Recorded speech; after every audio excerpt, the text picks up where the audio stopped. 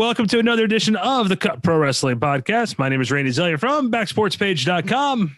I'm Marito Rivera from Level 1 Games in Pompton Plains, New Jersey. How are you guys tonight? Hey man, it's good to be back with you guys. Thanks for tuning into this episode. We're taking a little bit of step back and we're just going to talk about wrestling today, and a lot of topics we're going to touch on. And you know, Em, you can't not start with something that made you very, very happy. It was seeing New Japan's Kenta on AEW this week. You know, I went nuts when Kenta came out. So the fact that he had a match in AEW, that forbidden door is kicked open, man. And it's not just the fact of seeing Kenta there. It's all the possibilities, because as a fan, I think that I love New Japan more than any of the other federations right now or the promotions. And seeing that, you start dreaming, oh my God, you know, what if Tanahashi went there? What if Okada went there? What if God went there, you know, and went after the Bucks for the title? And the names go on and on, man. Ishimori, El Phantasmo. You look, oh my God, like I'm getting goosebumps. Goto. You're getting fired up, Abby. And that's Hiromu Takahashi. You know, there's all these great names, and these guys are like legit tough dudes, man. Like the dojo is no joke. Like these guys went through the dojo, they went on an excursion, and one of the things that I truly respect, and I've heard them always say that in the dojo they put them in these holds for real. It's like if they're gonna be put in an ankle lock, they put you in an ankle lock, so that way you know exactly what an ankle lock feels like. That way, when they put you in an ankle lock in a match, you know how to react. So. And the way they hit each other, it's like, oh, I'm just gonna, you know, punch you in your chest. They go at it. You listen to those slaps and you listen to those, and you see those punches and the kicks, and you're just like, okay, dude, you cringe. I mean, there was a match between Kazuchika Okada and Kota Ibushi at last year's Wrestle Kingdom, where it got like Okada's in a fetal position and just Ibushi's wailing at him, like just punching him in the face. And I'm like, okay, like, could you stop punching this dude in the face? Like, it was even too much for me, you know? And I'm a dude. Like bloody, you're man's man, blood and guts. Let's go full out. The color. And here I am going, could you like lay off on punching him in the face? Like, please, just a little bit at least. Like, you hit him like 5 times already. It's too much for me. I don't know. Punching in the face. It's like you could cut the dude, but just come on, not the face.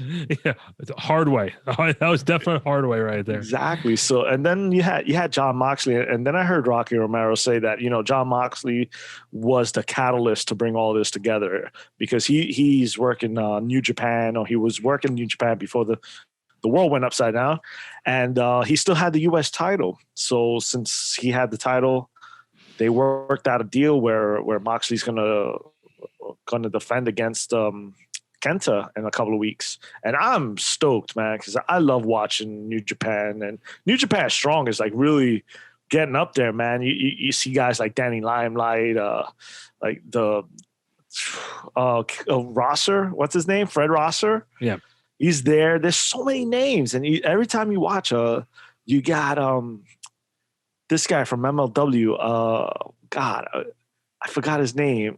Dirty, I can't remember. But dude, it's a stacked roster, and they're just going at it, man, every week. And I can't wait to see what else they're gonna pull out, man, because I think a lot of the guys are coming back from Japan soon. So it's going to be crazy, man. Well, the Forbidden Door is what Tony Khan keeps calling it. Lawler, that's who it was. Okay. Lawler. Okay. Yeah. Tony Khan is calling it the Forbidden Door.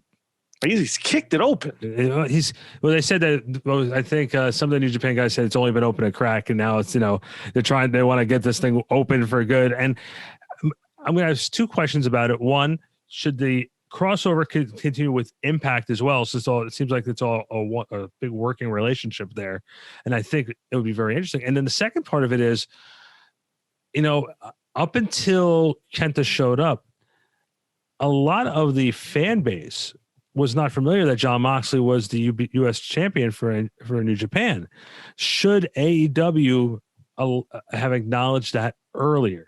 Because now all of a sudden Moxley comes out with a belt, and you're just sitting there going, wait, I believe they did mention it here and there. They didn't mention it a lot.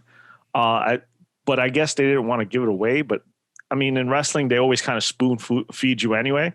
So they did mention it. I'm pretty sure, because they talked about how he fought Archer last year. You know, how he was familiar with that. So they make mention of it. Should it continue with the Impact? 100%. Yeah, I think the possibilities, man. First of all, I don't know if you know, but there was bad blood between TNA and New Japan for a while because of what was going on with Okada when he went on an excursion there. I think that having the Good Brothers there, working, trying to get heal that relationship is doing wonders. And I think in their contract, they're allowed to work New Japan as well. Yeah, they just can't get there. They just couldn't get there yet. Now exactly. I mean, the what is it? The 2-week quarantines really hurt. So if they're going to be on TV here constantly, plus they have so many things that are going on now. So you can't go to Japan and just sit there for 2 weeks. Right. I was about to say, because Impact tapes, like 4 or 5 episodes per taping. So it's not like they're not home, but they still have talking shop. They still have all these different things that they're doing. So it's hard to just sort of just say, okay, we're going to go and then come home and sit home for another 2 weeks. And yeah, because Gallows has a TV show I think he's filming. Yeah. You know, so there's a lot on the table, a lot that we as fans don't know yet. Yeah, it's going to be very interesting to see how that relationship sort of opens up. So let's stick with AEW for a couple minutes here. Let's bring up the fact that Sammy Guevara came up this week and Sammy Guevara. Sammy Guevara. I did say Guevara, but now I'm fixing it. Sammy Guevara. Good. I'm not going to sit here and deny it. Were you kidding me? I'll tell the truth. I'm an honest man. Sammy Guevara came out and quit the Inner Circle earlier in the night. MJF tried to record him, and MJF was going to do something sneaky, and Sammy, and you want to talk about this goes back to the Kenny and Hangman storyline where you're trying to guess which way it's going to go, because there's 95 different ways you can take it. You can take it where Jericho goes back and watches the footage back and see that Sammy's 100% on the money and that MJF is up for something. You can see that MJF is trying to split everything up, and then Jericho tries to get Sammy to back in the fold, or they all jump Jericho to get Jericho out of there, and MJF takes over. That's the one thing. I can't see the conclusion of this. I think what they're going for is MJF taking over. But my problem is that, again, and this is probably going, I'm jumping ahead a little bit, but you have 2 guys, Jericho and MJF, going after the tag team titles. Again, 2 single stars going for the championships. We had 2 single stars as the longest reigning champions, and you have a stacked tag team division. There's no reason 2 single guys should be going. And one of the other things, and I think I mentioned this in our conversation, our private conversations, because we talk about wrestling way too much, but they have to really stop with the battle royals, to determine number 1 contenderships. I mean, what happened to the rankings? What are the rankings there for? I was thinking about that the other day. Yeah, if we're going to throw everybody in there and just go, hey, beat each other up, and whoever is left standing is going to face the champions, well, why the hell do we have standings to begin with? The standings should mean something. At least if we're going to have a pay-per-view every 3 months, then whoever's at the top of those standings at the end of those 3 months, build into that storyline. It's like, wow, they're on a roll. They haven't lost, in a couple of weeks, and they've propelled themselves to the top, and build the storyline there. Not everything has to be a soap opera, man. And especially if we're to believe that AEW is the alternative to the Big E in New York, then, do it differently. Well, why does it have to be like a song and dance? I'm a little tired of the whole over dramatic stuff, man. Give me wrestling. It's a tag team division. Let them fight over the tag team titles. You can still have storylines on the side. Doesn't always have to involve the titles. I'm going to throw a scenario out there. Probably won't happen. I know, but I like this idea. Let me ask you a question. Do the Young Bucks really need the tag team championships to be over right now? No, that's another thing. It's why it's hard to be the booker or an executive and make yourself the champion. It's always going to look funny no matter how you spin it. And the way they spun it was, hey, if we don't win the titles now, we're never going to compete for them. And that to me was like an unnecessary stipulation. It was, you didn't have to go there, man. It would have been cool if you won it, but you guys are backstage bosses. You shouldn't be holding on to that title long. It's cool. You won it once. Get it off of them quickly. Don't keep it on them. But that's my fear now because they're going against Jericho and MJF. And let's just say, I don't think it'll happen, but let's just say it happens. Let's go with that argument. And they lose it to MJF and Jericho. Now we're back to where we started, where we have 2 single stars as your tag team champions. Well, I'm going to throw a scenario out there. You let me know if you like it. Probably not. I don't like your scenarios very much. Well, the Good Brothers and Young Bucks are teasing this little feud with each other. Mm-hmm. They're defending the tag belts against Santana and Ortiz this upcoming Wednesday night. Mm-hmm. The Good Brothers cost them the tag team championships, and then it's Santana and Ortiz versus MJF and Jericho at Revolution. Not gonna lie, I'd rather see that. That is like, it throws a monkey wrench into conventional thinking. This is what I want. I want unpredictability. I don't want to sit there and map out your moves. I should be left guessing as a viewer. And sometimes I think, and this is in all pro wrestling and not just in one promotion, but sometimes they handhold us and spoon feed us a little too much. Like let's say when Gargano was gonna and Ciampa were together and they were gonna break up. How many times did you hear that they were best friends throughout the match? Oh my God, they're best friends. They're best friends. Oh my God, he turned on him. Do not do that. You're giving me. It's like if I hear you continually mention that they're best friends. He's turning on him. Yeah, I know one of them is gonna turn. Stop that. Let it be natural or let it flow, man. But don't mention it 10 times because then I'm gonna expect it. Yeah, and then the other part of it too is I had made a very, very strong standoff as far as, like you said before, about having the 2 singles guys competing. You have great teams right now. The Lucha Brothers are on the shelf, so right now Rey Fenix is just with Pac. What's his name is out. I forgot his name. I'm sorry. I just had a blank moment. Trent. Penta.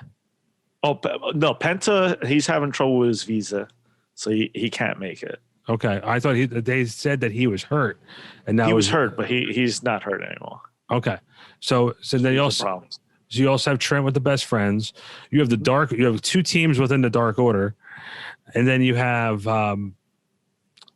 your Private Party who's going back and forth with Impact. You have FTR. We didn't even mention FTR about that point. Yeah. You have Jurassic Express. You have Jurassic Express. Acclaim. What is it? Top Acclaimed. And you have it was a top flight. Holy crap, yeah. And so they have what about what is it? H2? Yeah, Hybrid 2. Hybrid 2 is there. Hybrid 2. And they're saying that Rusev and Kip Sabian are going to be contending for the tag team championships as well. And since you mentioned Rusev and Sabian, oh God, no, listen, no, Randy, I love AEW, but why are you guys doing this to me? That was okay. So I listened to the Talk is Jericho with Tony Khan, and listening to how Tony Khan leans on Jericho and leans on Cody and leans on the Bucks for creative ideas, and some of them work, some of them don't, but Jericho has such a hand in it.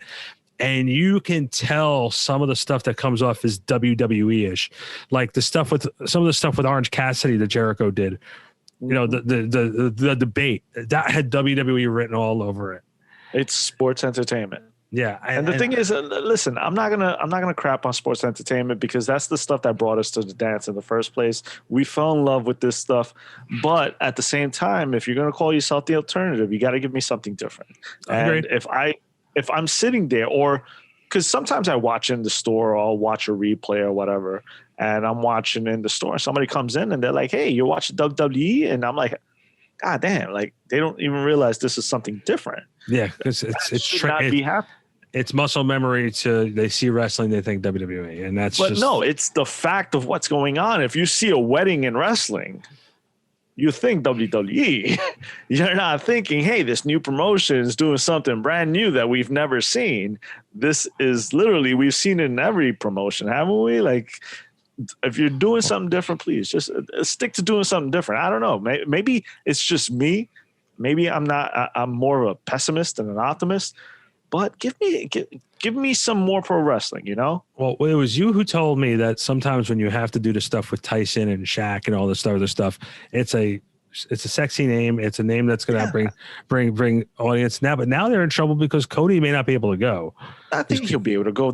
I read he was okay to go. He's hurt, but I mean, you're getting in there with Shaq.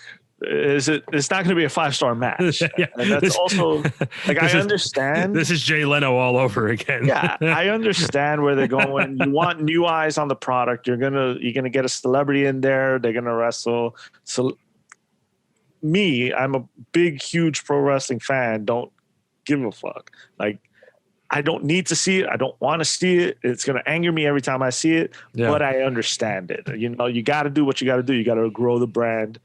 And right now they're stuck at like 800,000. I saw Bischoff talking about that recently. So you want new eyes on the product. I get it. Just try to make it entertainment. You know, that's all I ask. I'm probably going to crap on it anyway because it's not my cup of tea. But the thing is, though, again, like you said too, you have to also make it a variety show. Again, this is going to come off as a knock on WWE, and it's not mean to be that bad of it. But right now, you watch 3 hours of Monday Night Raw and 2 hours of SmackDown every single week, and you're with certain things, you're just wondering where's the story and where's it going. Back again, I know you're going to crap on me for talking about the Attitude Era, but at least during the Attitude Era, it was a variety show. Like Mick Foley always said, if you didn't like what was going on over here, you had this over here that you might like. It's like going to the circus. You know what I mean? I think that it's still like that. That's the problem, is that circus in the Attitude Era was more Jerry Springer than anything else. Agreed. You know, you had bro, Mae Young giving birth to a hand. Thank you, Mark Henry, for that. It's like, I don't need to see stuff like that anymore. And we forget all the really bad parts of the Attitude Era. We glorify it because it was oh man, that was great. No, there were a lot of cringy shit, and 100%. I never want to see an old lady give birth to a goddamn hand in my existence. The rest of my life, I could go without seeing that. And I'm about ready to set it up where we never have this guest on the show, but bro, you gotta swerve them, bro. You know who? Yeah.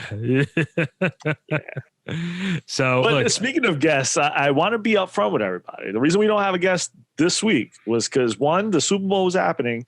And it was just one of those weeks, man, where we were busy as hell, and we could get a guest last second, but we didn't want to do that. We don't want to cheat you guys. We don't want to cheat you guys. So, that was my confession for today. Yeah. So I'd rather sit here and bullshit with you a little bit about what's going on in the pro wrestling world than to bullshit the audience.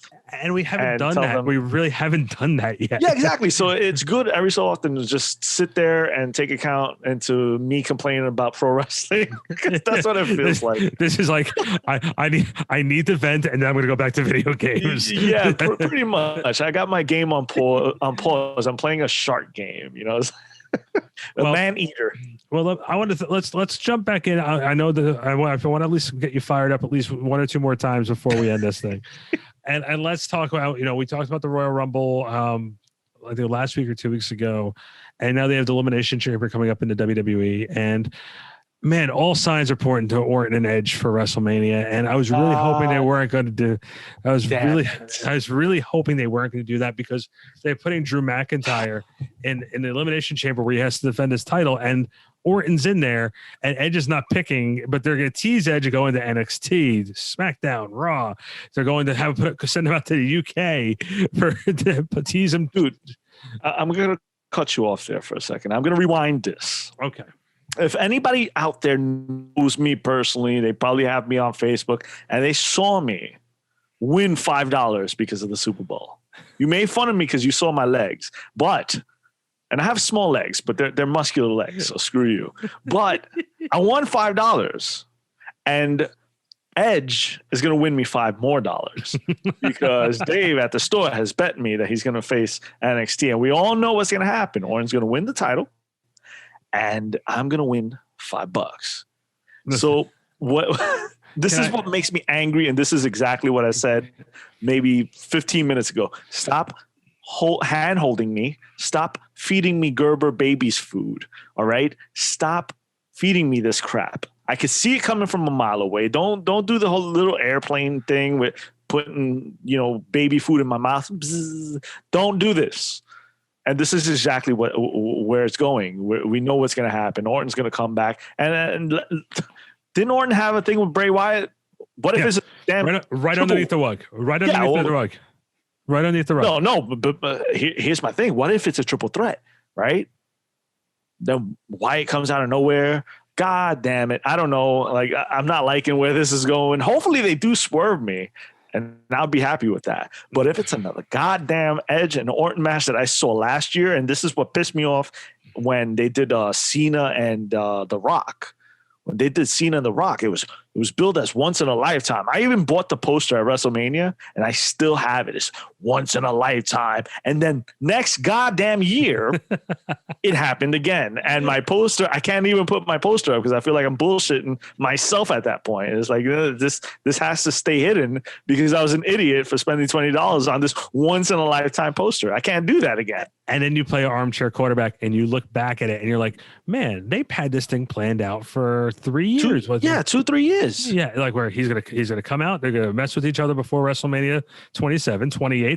Rock gets the win, and then Cena wins, but not only a regular win. No, he wins the title. It's like, goddamn, why? Why did it have to get so complicated? Well, the story was fine. Sometimes less is more. You know what's funny is my friend Tim always tells me that. Sometimes I go overboard and I write things out, and he's like, "Hey, M, less is more," and that's that. Sometimes in wrestling, that should be the motto. You don't need the championship and everything. You don't need to pile on people. I remember when Becky Lynch was going against Ronda Rousey, I was so excited. Oh my God. And then all of a sudden, Charlotte wins the title and it's triple threat. And I'm going, what the fuck? Like, why are we piling on to these stories? They were great. I was talking with somebody and someone made the suggestion to me that I should do a ranking for WrestleManias and stuff like that. And I said, like, you should, man, because you love the old stuff. Well, what they said to me, well, like, what would you rank it? And I was like, well, I said, would I start backwards or would I, start from the beginning? I said, I'd probably want to start backwards and just watch. I can't watch that show from the Meadowlands, the one where Charlotte, Becky, and Ronda main evented, because that was like a 9-hour marathon we watched at the store. We watched it at the store and we were like, it's 12 o'clock and we're still watching wrestling. and the one thing I watched the build up a little bit for that main event, and one of the things that I said was, I'm glad you want to make history with your women's division, but this is a recipe for disaster what you're putting up there, because Ronda was not really able to work. And when I mean not able to work, her type of work in wrestling is just dominating everybody. Yeah. Whereas Becky and Charlotte can have a good match, but I'm not saying that's WrestleMania material. They dropped the ball. They wanted to try this. It failed. The whole card itself failed from that WrestleMania. And look, it was pretty brutal. What about the Rey Mysterio match? Like, we were so excited to see Rey Mysterio, and Rey Mysterio, Samoa Joe, one move and it was done. And like, and I'll tell you what, the one thing, oh my God, it drove me crazy. And it's something that I spoke to you about this, and I even told you that I spoke to Road Dogg about this through Twitter. It's you want to make WrestleMania special, not only for the people in attendance, but for the crowd. You don't advertise. There's just some things you just don't advertise. Now, they had Bobby Lashley defend the Intercontinental Championship against Finn Balor. And for weeks, Lashley was getting the upper hand on Balor. you don't announce that Balor's coming out as the Demon a week ahead of time or 2 weeks ahead of time. Yes, that should have been a surprise. I would have popped so hard. If the music would have came out and the smoke and he would have just crawled out, I would have been like, oh my God. But then you tell me the week before, you're like, hey guys, the Demon's coming out next week. What? Yeah, I know. Sitting there, I'm like, why would you do that? Why would you do that? And to me, that's like, and I said that's squandering opportunity. And I'm like, you rob people of a WrestleMania moment. And when I said that to Road Dogg goes, you're not wrong. That's probably the way we probably should have gone with it. Well, like, you're on the damn writing team. How do you not think about that? And how do you not fight for that? Because the problem. Go ahead. I'm sorry. You take away a special moment. And look, I look back at. There's certain things that are still iconic when you talk about WrestleMania, and they show the highlights. And I'm going to use one of your favorites. I'm going to use Shawn Michaels. To this day, when they talk about the grandeur of WrestleMania, they still show him coming in from the ceiling from WrestleMania 12. It's something special. That's iconic. Just thinking about that. You know which entrance I love that a lot of people don't even realize. Which one? And Undertaker's had a lot of entrances at WrestleMania. So many. But the WrestleMania 14 one, when he fought Kane for the first time, it was the first time at WrestleMania when they had the Druids and they had the fire and he had to walk underneath. And you had the big symphony song before his music came on. Mm-hmm. And I'm just like, that felt like a big match feel. And you wanted, they redid it at WrestleMania 20 when he fought Kane again. And Undertaker's had some great entrances. My favorite is the one that he did here in Jersey when he fought CM Punk, and you see all the hands reaching up. Yeah, that was awesome too. Like, what? Like, I'm a huge horror film buff, and when I saw that, I lost my mind. I was like, that is so cool. When I was talking with this one writer about ranking the WrestleManias and stuff, I said, well, how do you do it? Because I'm not going to watch 36 shows of WrestleMania. Listen, I watch a lot of wrestling now between Ring of Honor, Impact. I'm not wasting my time. Like, if you want me to pick my top, New Japan. I'll give you 25 matches or something, or 25 moments. Like, that's another thing too. And I'll get your take on this. There's a major difference between a great match and a great moment. Hogan Andre was not a great match, but the moment of the stare down and the slam are iconic. But those are moments. Those are moments. Ricky Steamboat versus Randy Savage. That's a great match. Yeah. Hogan and Rock had a pretty fun match at WrestleMania 18, but the stare down, again, iconic. There were some iconic moments in there. Yeah, because I don't remember ever seeing them replay any of the parts of the match. You just see them looking at each other, and you're like, wow. So that tells me that was a moment and not a match. No matter how much you love that match, let's call a spade. That was a moment. We had Rock and Hogan. That was a moment. That was not a match. You know what a match was? Shawn Michaels and Undertaker from WrestleMania 25. That was a match. Hell yeah. And again, another moment. Austin beats Michaels. The match itself was not good, but that moment of Austin holding up the title at the end with Tyson, that's a moment, right? That's a moment. Yeah, because the match wasn't that great. I mean, Shawn was hurt and he was a mess. So you can tell he wasn't the Shawn Michaels we grew up loving, And same thing with Daniel Bryan celebrating at the end of WrestleMania 30. Great moment. The match, The match was good. The match was great. The match was great's a strong word. The match was solid. Solid match. I'll give you that. Okay. And WrestleMania 30 was the biggest holy crap, we need to piece this card together last minute thing, because it was a disaster. You had CM Punk, who walked out, who was supposed to fight and beat Triple H. You had Daniel Bryan, who was supposed to fight Sheamus, but the crowd wasn't going to accept that. And the main event was supposed to be Batista versus Randy Orton. And if that would have been the WrestleMania main event, that crowd would have shit all over that. I was pretty pissed when Batista won that Royal Rumble. I remember, man, I went to work the next day. I was mad as hell. Everybody was, because you don't have the whole crowd. You're sitting there saying, well, Daniel Bryan wrestled earlier in the night. Yeah, but so did three other people. Exactly. Dude, when he won And the thing is, I have no problem with Batista. I like Batista. He's all right.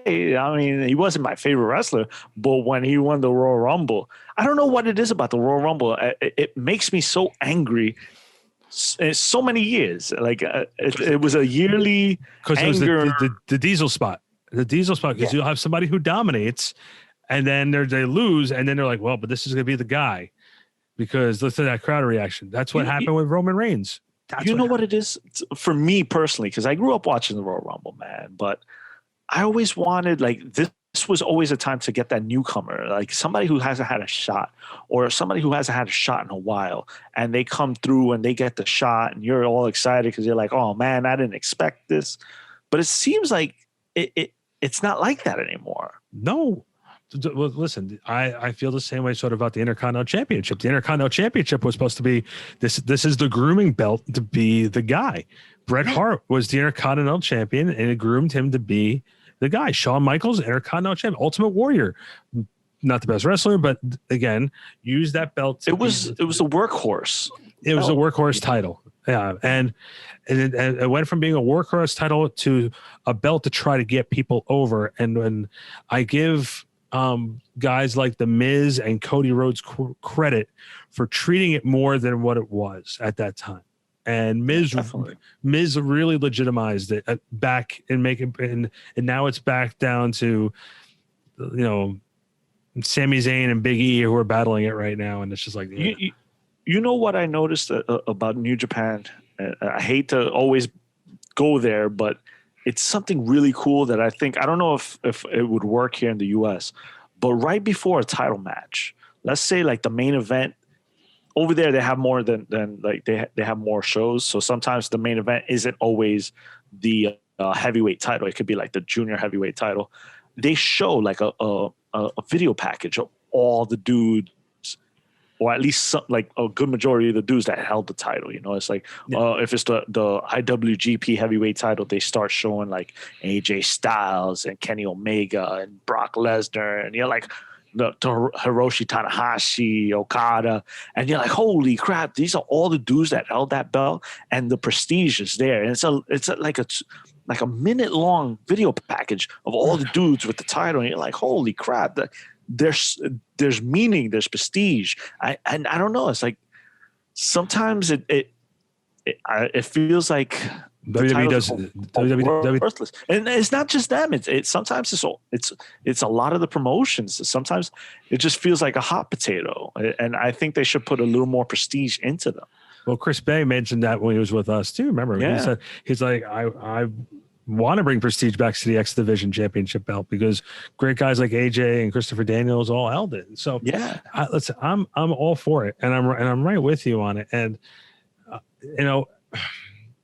I always say sometimes what is old, what old is new. You can still go back and some of the old formulas still work. Just have to make it happen. Man, I was listening to Bruce Pritchard, not to plug his show too much because I know how much you love that show, dude. Because he's hysterical and like he sort of makes fun of certain things, like he'll rip Dave Meltzer apart, like and like I've never read Dave Meltzer's work, so I can't sit here and tell you, all these negative things about him. Some people love him, some people hate him, but Pritchard kills him. But something that Bruce said too. Sometimes you just have to try things in this business, and sometimes it works and sometimes it doesn't. And sometimes you stumble upon things that you don't mean for it to work, and it just happens. They said from all of 1993, 1994, and for majority of 1995, Vince McMahon was hell-bent saying Shawn Michaels will never be a champion, the world heavyweight champion. And then he eventually gave it to him. And he said for 2.5 years, Shawn Michaels will never be a babyface. And then after WrestleMania, and then WrestleMania 11, Vince came into the car and looked at everybody and says, "Am I the only one who notices that we have a babyface on our hands?" See, and I'm the jerk that's like back then I was like, I wish he would have stayed a bad guy. Like I so enjoyed the arrogant asshole he was. Yeah, that's what made him him. That was the Heartbreak Kid character. Look, he wasn't a face. We can have a baby face. We can have a whole nother show on this topic I'm about to bring up. But what bothers you're me, about to kill me because I want to go to sleep soon, Stu. No. I'm me too. I'm shot. Sorry guys, but I'm shot. There's one thing that drives me crazy is, and they did it with Diesel. They did it with, I think they did it with Sean.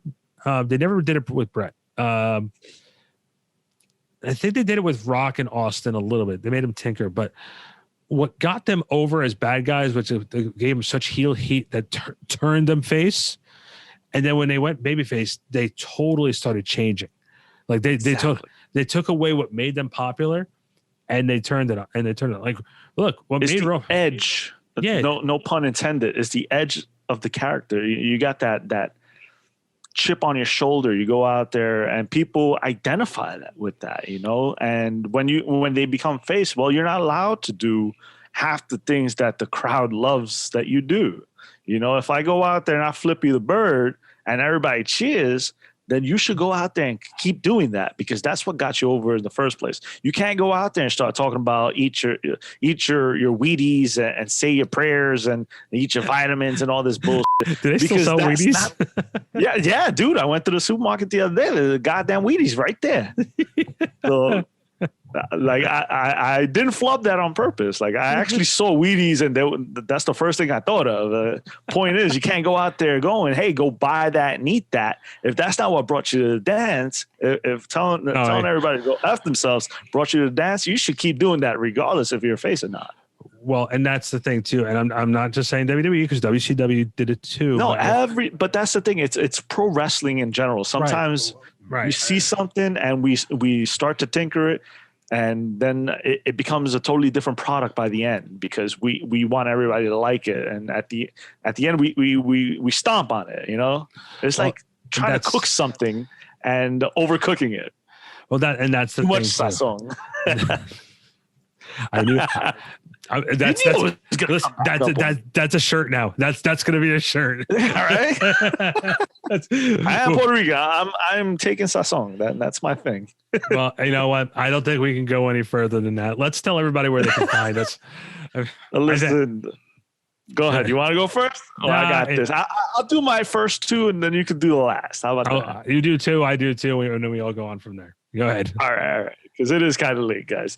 So find us on Instagram at The Cut PW Podcast, Facebook at The Cut Pro Wrestling Podcast, and Randy, you take it away? Yes. You forgot it. No, Cut Wrestling BSP on Twitter, and of course backsportspage.com. And of course we're on Apple, iHeartRadio, Spotify, all podcasting platforms. Check us out. Give us a like, give us a subscribe on YouTube. We appreciate all the following. Our Facebook numbers are jumping, which has been. Listen, if you guys are not tired of hearing me bitch about pro wrestling yet, keep listening, subscribe. You know, like, I hope I don't get on your nerves, because it will happen eventually. You know, Jose Padilla, who's a good friend of mine, my old co-host, he had never done Twitter before, and I started him on Twitter, and I called, and he like you would just start screaming and yelling and complaining. So I made his Twitter account. I called him Angry Jose. I think we need an Angry M Twitter account. I think we need and just have you. It's coming. Here. I think it's coming. You know what's really cool is that I bought Rory Fox's Always Angry shirt. It's a play on the Always Ready shirt that Matt Cardona wears, and he shared it on Instagram today. So thank you, Rory Fox. I am always angry like you, other reasons, but we are kindred spirits, always angry. And real quick, I got to shout out to my social media, Randy BSP on Instagram and Twitter. And listen, if you're in Pompton Plains, New Jersey, go stop by and see this guy. Yeah, definitely. And don't forget Andrew Fumey. Thank you so much for probably bleeping out most of my curse words and making me look okay. You know, I look like crap because it's been a long week. Yeah, definitely. So thank you for that. I haven't dropped anything as I said that, which is a first. Normally, if I'm thanking him, right when we say goodbye, boom. Exactly. Something catastrophic will happen. All right. Well, guys, thanks so much. We'll check you out on the next episode of the Cut Pro Wrestling Podcast. But for now, we'll see you then. Later. Good night.